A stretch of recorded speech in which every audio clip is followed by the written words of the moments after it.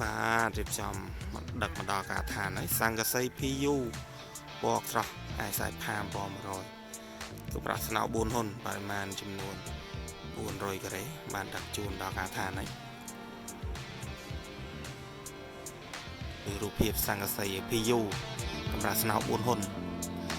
ពណ៌ក្រហមស្រស់អញ្ចឹងសម្រាប់ពុកម៉ែបងប្អូនជាម្ចាស់គម្រោងចាស់គេអាឋានមានតម្រូវការសង្កសីដែលអាចកាត់បន្ថយកម្ដៅនៃរដូវក្ដៅហើយអាចជួយឲ្យការរស់នៅក្នុងគេអាឋានប្រកបដោយផាសុកភាពហើយប្រភេទជា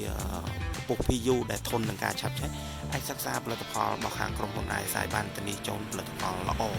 លេខ1នៅស្រុកខ្មែរយើងសម្រាប់សង្កសីគឺជា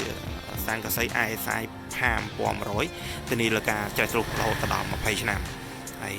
សម្រាប់ម៉ូដភ្លីដែលយើងប្រើនេះគឺប្រភេទម៉ូដស្តង់ដាគឺភ្លី5ចិត្តប្រភេទជាភ្លីមួកមានន័យថានៅពេលដែលយើងប្រក់ហើយគឺវាអឹបគ្នាស្អាតមែនទែនប្រក់ទៅគឺបង្កើនភាពរឹងមាំនៅលើក្រងដំបូលរបស់យើងធន់នឹងខ្យល់